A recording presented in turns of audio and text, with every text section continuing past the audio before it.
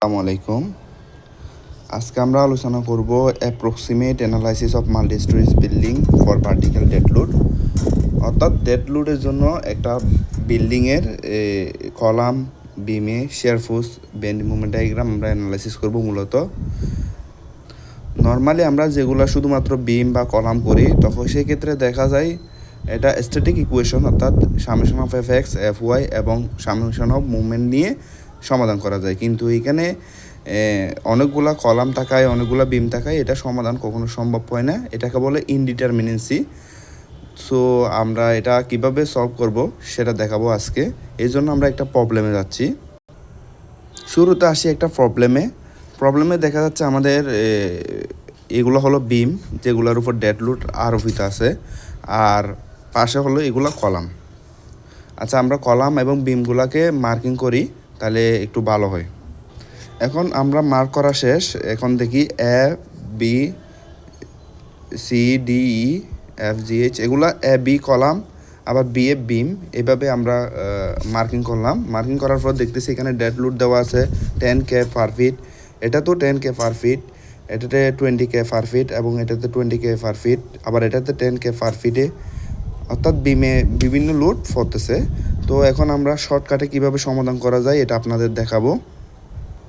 এই জন্য শুরুতে আমাদের যে কোনো একটা বিম নিয়ে কাজ করতে হবে। প্রথমে আমরা বিমের জন্য করব, তো আমরা ডিএইচ বিমটা নিচ্ছি শুরুতে একেবারে। এটা নিয়ে কিভাবে সলভ করব এরপর ধাপে ধাপে আমরা দেখাবো। বিমটাকে আলাদা করার পর আমরা এটাকে দেখতেছি ডিএইচ বিমটা, এখান থেকে ডিএইচ বিম। তো এরপর এটার উপর 10K পার ফিট লোড আরোপিত হয়েছে, আর এখানে ফিক্স সাপোর্ট দিছি আমরা, কারণ এখানে এটা জয়েন্টে ছিল, জয়েন্ট থেকে যখন আলাদা করে তখন ফিক্স সাপোর্ট দিতে হয়। এখন আসি, আমাদের কিছু অ্যাজাম্পশন করতে হবে। ফার্স্ট অফ অল এটা সমাধান করার জন্য কিছু সমাধান করতে হবে, অ্যাজাম্পশন করতে হবে। আমরা অ্যাজাম্পশনগুলো আগে লিখি। 1 নাম্বার অ্যাজাম্পশন, আমাদের 1 নাম্বার অ্যাজাম্পশন হলো বিমে এক্সিয়াল ফোর্স 0। এখন 2 নম্বর অ্যাজাম্পশন, ফিক্স সাপোর্ট বিমে আমাদের বিএমডি আসে এরকম, আমরা এর আগে সমাধান করছি এরকম। সো এটা হলো আমাদের মূলত যেখানে হিঞ্জ পয়েন্ট ওখানেই বিএমডি 0। আমরা এটাকে হিঞ্জ পয়েন্ট ধরে নেব এবং বিমের কদ্দু জুড়ে এটাকে আমরা অ্যাজাম্পশন করব 0.1L, মানে 0.1L দূরে বিমের হিঞ্জ পয়েন্টটা, অর্থাৎ মুভমেন্ট যেখানে 0 হয় সেটা আমরা ধরে নেব। অর্থাৎ আমাদের হিঞ্জ পয়েন্টটা লেফট এবং রাইট সাইডের 0.1L, অর্থাৎ 0.2 ফিট দূরে, সাপোর্ট থেকে 2 ফিট দূরে অবস্থান করতেছে। তো আমরা 2 ফিট দূরেই হিঞ্জ পয়েন্ট ধরবো, অর্থাৎ এখানে আমরা 2টা হিঞ্জ পয়েন্ট দেবো, একটা 2টা, যার এখান থেকে 2 ফিটে এবং এখান থেকে 2 ফিটে। তাহলে এটা থাকে আমাদের 16 ফিট মাঝখানেরটা। এরপর আমরা এইগুলাকে আলাদা করে ফেলবো। এখন হিঞ্জ পয়েন্ট থেকে আমরা আলাদা করে ফেলতেছি, এটা 2 ফিট আর এটা 16 ফিট, এটা আবার 2 ফিট, 10K পার ফিটে আছে। এখন হিঞ্জ যে বিন্দুতে, ওখানে আমরা কি করব, এই পাশে যদি আমরা উপর দিকে রিয়েকশান দিই, এই পাশে দিতে হবে নিচের দিকে। হ্যাঁ, ঠিক সিমিলার, এখানে যদি নিচের থেকে দিই, এখানে দিতে হবে উপর থেকে। এখন দেখি এখানে কয়টা জিনিস অজানা। এই সাপোর্টে দেখতে গেলে আমাদের ওয়াই বরাবর একটা অজানা এবং একটা মুভমেন্ট অজানা। ঠিক সিমিলার, এখানেও একটা ওয়াই বরাবর আর একটা মুভমেন্ট, আর এখানেও 2টা অজানা, এখানেও 2টা অজানা, এখানে 2টা। আর আমাদের তো এফ এক্স আসতেছে না, কারণ ফিক্স সাপোর্টে 3টা আসে। এফ এক্সটা আমরা এক্সিয়াল ফোর্স 0 ধরে ফেলছি, এই জন্য এফ এক্সটা আসতেছে না। এখন আসি, আমরা শুরুতে কোনটা বের করব। এটা যদি বের করি তাহলে এখানে 3টা অজানা হয়ে যাচ্ছে, এটা অজানা সেজন্য।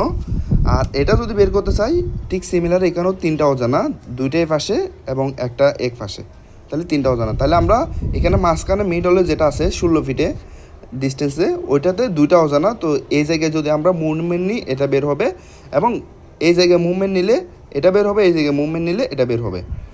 এটা বের হলে এটা এই মানটা যদি এখানে বসায় তাহলে এটা বের হয়ে যাবে। তাহলে আমরা শুরুতে এটা সমাধান করি। এখন এটাতে আমরা নাম দিছি এটা ডি প্রাইম ওয়াই, এটা এস প্রাইম ওয়াই, যেহেতু এখানে আমাদের এই মাথায় ডি এবং এই মাথায় এইচ, সেজন্য। তাহলে প্রথমে ডি বিন্দুতে ডি প্রাইমে যখন আমরা মুভমেন্ট নেব, তাহলে আমাদের এইচ ওয়াইটা বের হবে। লিখতে পারি summation of M D prime equal 0। Clockwise যদি আমরা পজিটিভ ধরি, তাহলে আমাদের শুরুতে 10K into 16 into 16/2 minus H prime Y into 16 equal 0, H prime Y equal আমাদের মানটা আসবে ক্যালকুলেশন করলে 18 কে। এখন আমরা এইচ ওয়াই যেহেতু পেয়ে গেছি, এইচ প্রাইম ওয়াই এবং ডি প্রাইম ওয়াইও বের করতে পারবো।